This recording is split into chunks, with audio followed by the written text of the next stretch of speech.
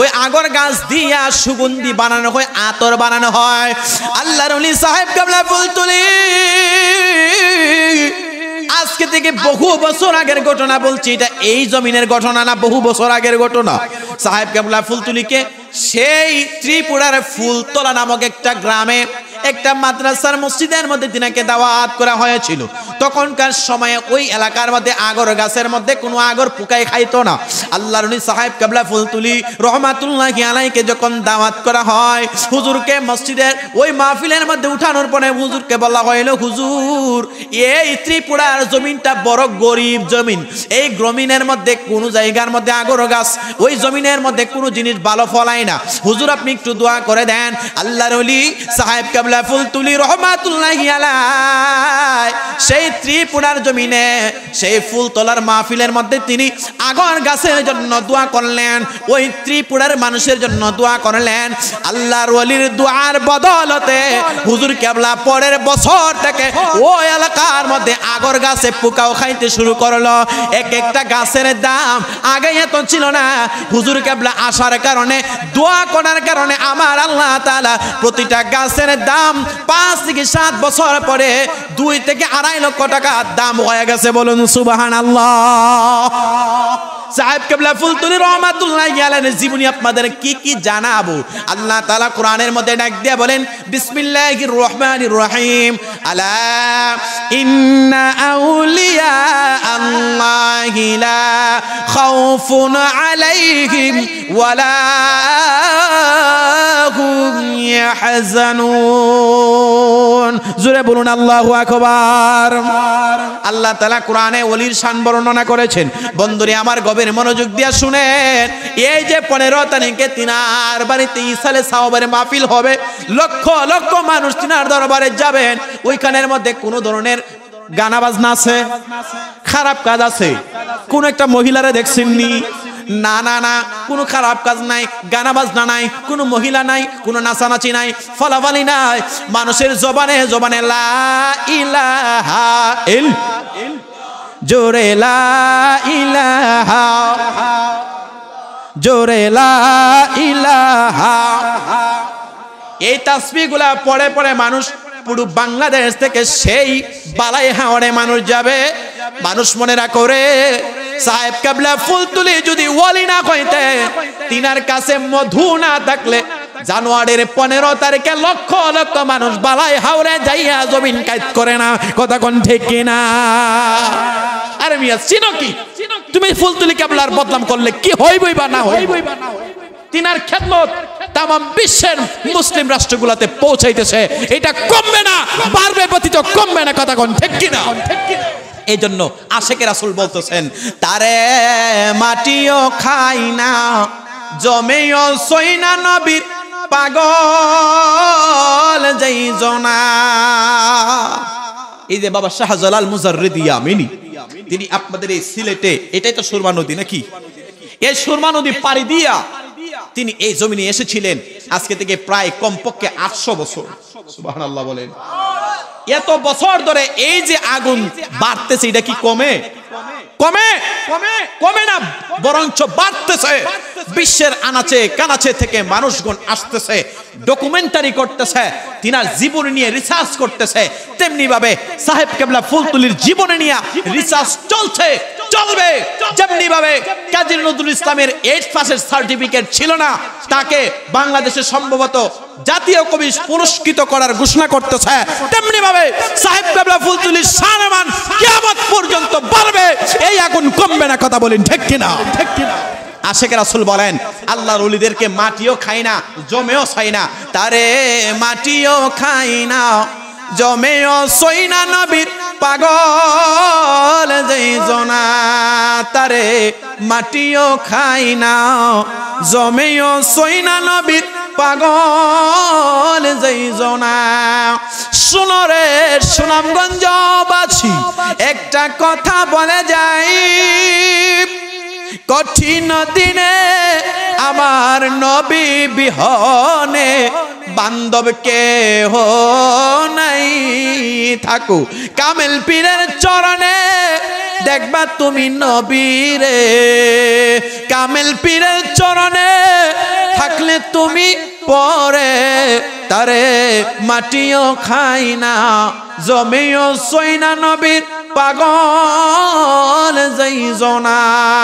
আল্লামা সাহেব কেবলা ফুলতুলি রহমাতুল্লাহি আলাইহি তিনি তিনার জীবনীর মধ্যে পেয়েছি আল্লাহর ওয়ালি তিনি পাহাড়ের মধ্যে গহীন জঙ্গলার ভিতরে তিনি যাইয়া তাবলীগ করেছেন। ওই তাবলীগের মধ্যে গভীর জঙ্গলার ভিতরে আল্লামা সাহেব কেবলা ফুলতুলি রহমাতুল্লাহি আলাইহি বড় বড় গর্ত করা হয়েছে। এক একটা গর্তের ভিতরে প্রায় অনেক দিন পর্যন্ত থাকতে হবে। তিনার সফর সঙ্গীরা গেলেন। মুসলমান বাবা ভাইরা, আমার সাহেব কেবলা ফুলতুলি রহমাতুল্লাহি আলাইহির জীবনীতে পাইলাম তিনি জঙ্গলার ভিতরে যেই মাত্র তাবলীগ করার জন্য গেলেন দিনের বেলা রোজা রাখতেন। সুবহানাল্লাহ বলেন। ওই গুহার ভিতরে বড় একটা গর্তের ভিতরে একজন থাকা যায়, কবরের চেয়ে একটু বড় হবে। ওই জঙ্গলার ভিতরে তিনি ঢুকলেন, তিনার সাথে আরো সফর সঙ্গীরা গভীর জঙ্গলার ভিতরে যেই মাত্র তাবলীগের জন্য তিনারা সিল্লা দিতে যাইয়া আল্লাহর ওলিদের জীবনীতে প্রতিটা ওলি আউলিয়ারা তারা জীবনীর মধ্যে এমন ভাবে সিল্লা দিয়েছেন, আপনারা যখন নাসিরউদ্দিন সিবাসালার মাজার প্রাঙ্গণে যাবেন তিনার মাজারের কাছে একটা বিশাল বড় একটা গর্ত আছে, ওই গর্তের মধ্যে তিনি সিল্লা দিয়েছেন। বলেন সুবহানাল্লাহ। আল্লামা সাহেব কেবলা ফুলতুলি তিনার জীবনীর মধ্যে তিনি যখন জঙ্গলার ভিতরের মধ্যে গেলেন, যাওয়ার পরে ওই গুহার ভিতরে অর্থাৎ সিল্লা দেওয়ার জন্য গর্তের মধ্যে ছিলেন। তিনার সফর সঙ্গীরা আশ্চর্য হয়ে গেলেন, হায় হায় এই গহীন জঙ্গলার ভিতরে বাঘের একটা গর্জন শোনা যায়। আল্লাহু আকবার বলেন। বাঘের একটা গর্জন শোনার কারণে সকলে একটু ভয়ভীত হয়ে গেলেন।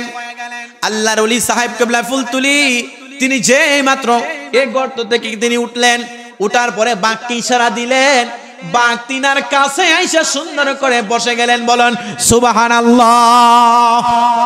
এই বাঘে আইসা যেই মাত্র বসে গেলেন সাহেব কেবলা ফুলতুলি এমন ভাবে বাঘটার শরীরে গভীর মনোযোগ, বাঘটার শরীরের মধ্যে ঘাড়ের মধ্যে এমন ভাবে জয়রা বললেন, এ ভাগ যদি তুমি গর্জন দাও তাইলে আমার সাথে সফর সঙ্গীরা ভয় পেয়ে যাবে। ভাগেরে তুমি ডিস্টার্ব করিও না, আমরা এসেছি আল্লাহর রাসূলের পথে মতে থাকার জন্য, এইখানের মধ্যে আমরা সিল্লা দেওয়ার জন্য এসেছি। তোমার গর্জনের কারণে আমার সফর সঙ্গীরা তো বেঘাত হয়ে যাবে।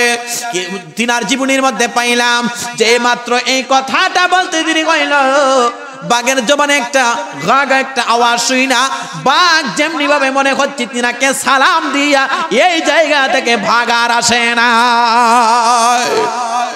আল্লাহর ওলিরা গুহার মধ্যে সিল্লা দিয়েছেন, আল্লাহর ওলিরা জঙ্গলার ভিতরে সিল্লা দিয়েছেন। আল্লাহু আকবার বলেন।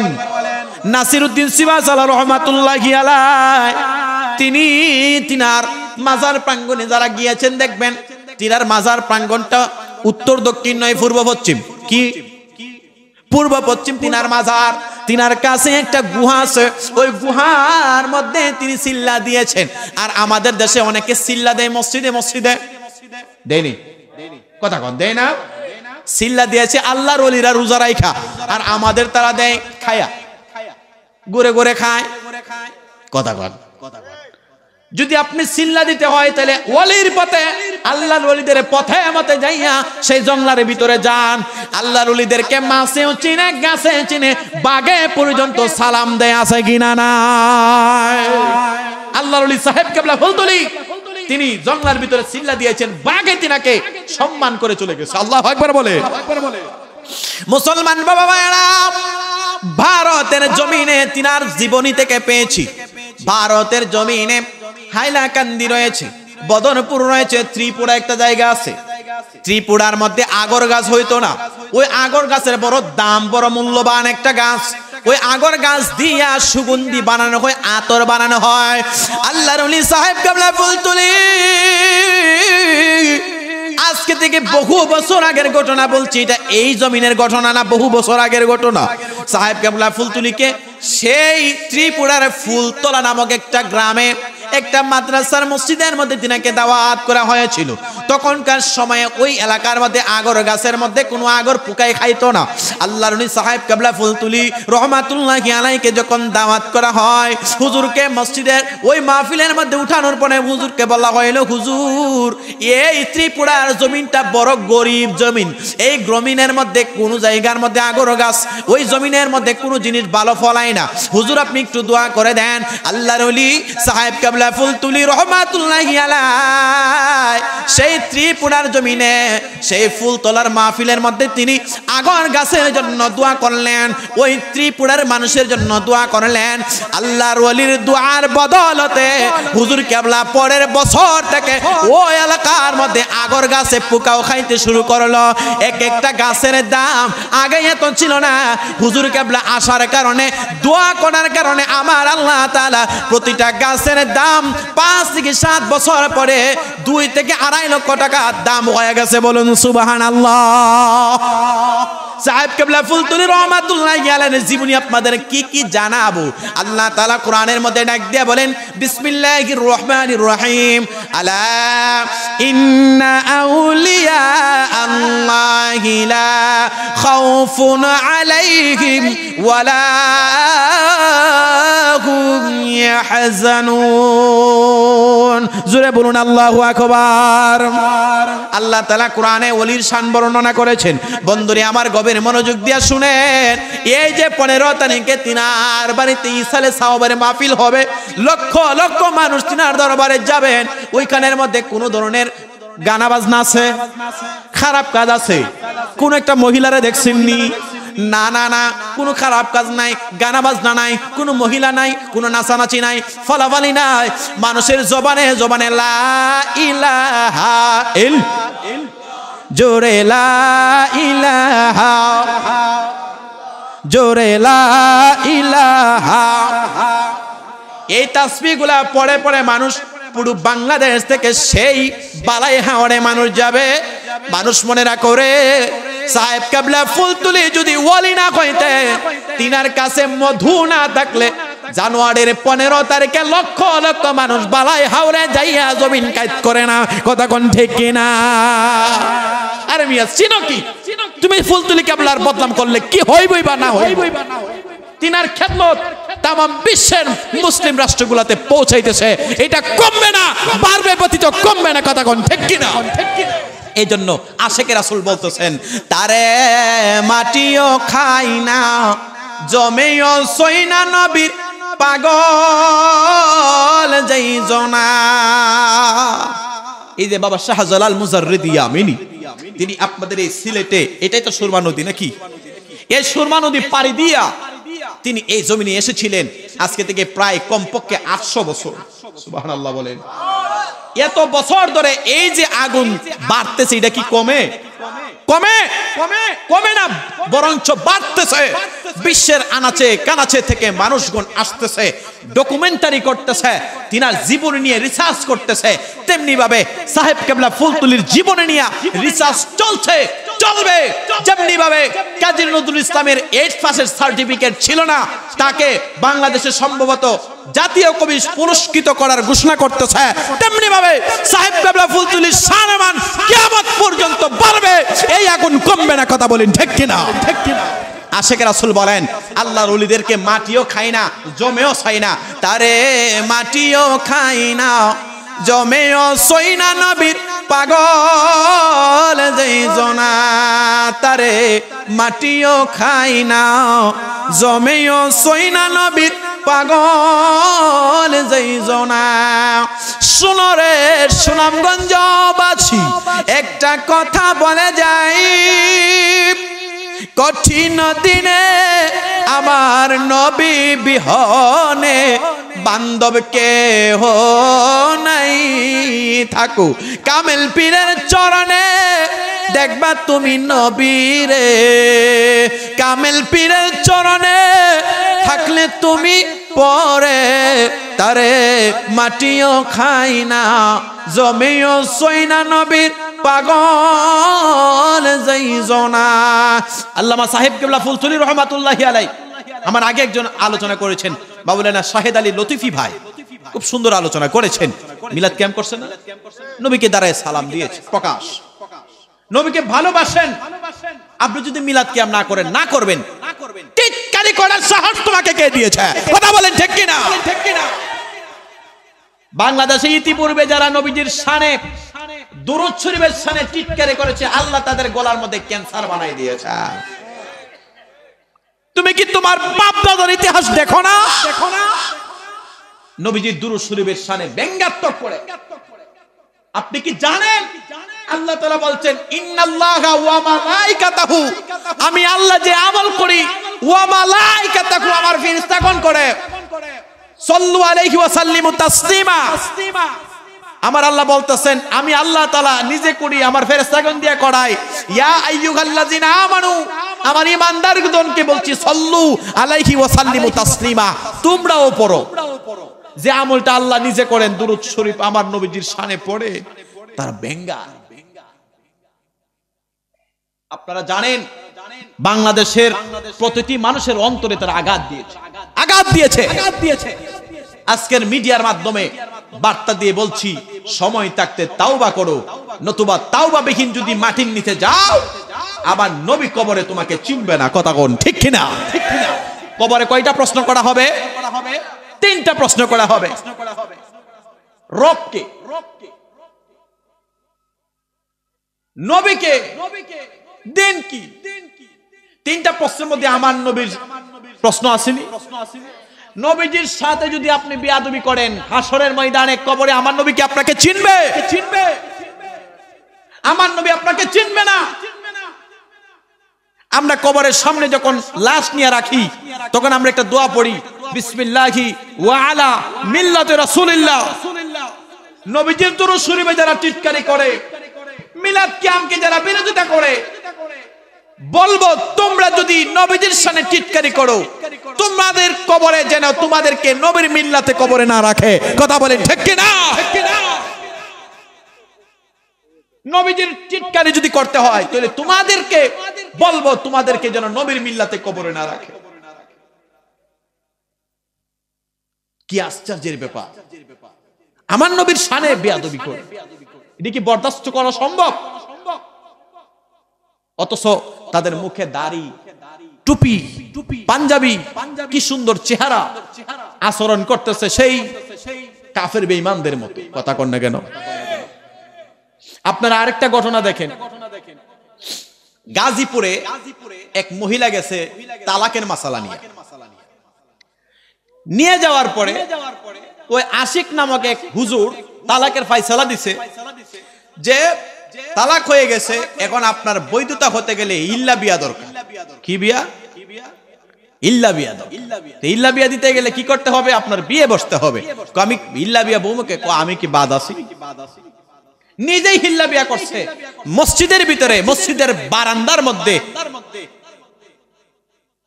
স্বামী স্ত্রীর মিলন করলে যেটাকে বলে ওইটা করছে মসজিদের বারান্দায়, মসজিদের সিঁড়ির মধ্যে করেছে। আরে তারাও তো কোরআন পড়েছে। কথা কন না কেন? তারা কোরআন পড়ছে না? তারাও কোরআন পড়েছে। আমাদের সমাজে কিছু মানুষ আছে, তারা বিভিন্ন সময় ছেলেদের, ছোট ছোট মাসুম বাচ্চাদেরকে মাদ্রাসায় নিলে তাদেরকে বলৎকার করে। কথা কন না? করছে না? এরকম নিউজ নাই? কি আশ্চর্যের ব্যাপার! ধর্ম তো এমনিতেই আসে না। ইন্নাদ দীনা ইনদাল্লাহিল ইসলাম। আমাদেরকে মানুষ দেখলে টিটকারি করে, আরে এই হুজুরের কাছে কেন যাইবা? মাসালার জন্য নিয়ে গেলে তারা হিল্লা বিয়া কইরা মসজিদের ভিতরে স্বামী স্ত্রী মিলন করে। নাউজুবিল্লাহ কইতেন না?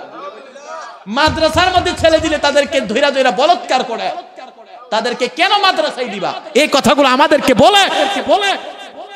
আমাদেরকে বলে কেন মাদ্রাসায় দিবা? মাদ্রাসায় দিলে তারা নবীজির দুরূদ শরীফ বলে টিটকারি করে। নাউজুবিল্লাহ বলতেন না? অথচ রাসূল বলেছেন লা ইউমিনু আহাদুকুম হাত্তা আকুনা হাব্বা ইলাইহি মিন ওয়ালিদিহি ওয়া ওয়ালাদিহি ওয়ান নাসি আজমাইন। ততক্ষণ ঈমানদার হতে পারবে না যতক্ষণ পর্যন্ত আমি নবীকে জানের চাইতে, প্রাণের চাইতে, মা বাবা, সন্তান সন্তানাদের চাইতে বেশি না ভালোবাসবা। জোরে কোন সুবহানাল্লাহ। তারা করে টিটকারি। হৃদয়ে রক্তক্ষরণ হয়, নিজেকে আলেম বলতে লজ্জা করে। মুসলমান আপনার কষ্ট পাইছেন, হক কথা তিতা, হক কথা কি? অথচ এই সাহেব কেবলা ফুলতুলি রহমাতুল্লাহি আলাইহি উনার জীবনীর মধ্যে একটা অঘটন হয়েছে আমার দেখা মতো ভারত বাংলাদেশে আমি এখনো পাইছি না। সুবহানাল্লাহ বলেন না। এই যে রমজানে, এটা তো একটা দারুল কিরাতের কেন্দ্র না? এখানে যে দারুল কিরাত হয়, আমি শুনেছি, কে জানে বলছিল, হুজুর কেবলা এখানে এসেছিলেন একবার, না একবার এখানে এসেছিলেন। মারহাবা, মারহাবা বলেন। হুজুর কেবলা এখানে এসেছিলেন এই জমিনে। আজকে থেকে প্রায় 35 বছর ধরে মনে হয় দারুল কিরাত চলছে নাকি? এতদিনে কি একটা বলৎকার হয়েছে মাদ্রাসায়? তো তোমাদের মাদ্রাসায় দিলে বলৎকার হয় কেন? মুসলমান আমার কথা কি কষ্ট পাইছেন? আল্লাহ আমাদের বুঝার তৌফিক দান করুন। জোরে বলেন আমিন। আর একটু জোরে বলেন আমিন। তাদের কেউ যেন আল্লাহ হেফাজত করেন, বুঝার তৌফিক দান করেন। এগুলা আমাদের ভিডিওগুলা তামাম বিশ্বের মানুষদের কাছে পৌঁছা। ওই দেখ মুসলমানের, তুমি কেমনে মুসলমান হইবা? বিদুর্মীরা দেখে দেখে হাসে, তারাই কামড়া কামড়ি করে। দেখছেন না তাবলিকের জমিনে 2 ফন্তি লাইক গিয়া একটা মার্ডার করে লইছে, করছেনি? আল্লাহ রাসূল কি এডারে যুদ্ধ করছে? এডারে যুদ্ধ বলছে? সাহেব কেবলার একটা ঘটনা শুনে। আল্লাহ পাক রব্বুল আলামিন আমাদের সকলকে ওলি আউলিয়ার শান মান বুঝার মতো তৌফিক দান করুন। জোরে বলেন আমিন। আর একটু আস্তে বলেন আমিন। একটা কথা মন থেকে বলবেন, ওলির শান আছে কিনা নাই? নবীর শান আছে কিনা নাই? যারা বিরোধিতা করে করুক, আমরা ওলির শান নবীর শান বর্ণনা করব। আমরা নবীর কদমে ওলি আউলিয়াদের সোহবতে ইহদিনাস সিরাতাল মুস্তাকিমের পথে চলতে চাই, থাকতে চাই। আল্লাহ সেই তৌফিক দান করুন। জোরে জোরে বলেন আমিন। আসুন নবীকে দাঁড়ায় সালাম জানাই, ইয়া নবী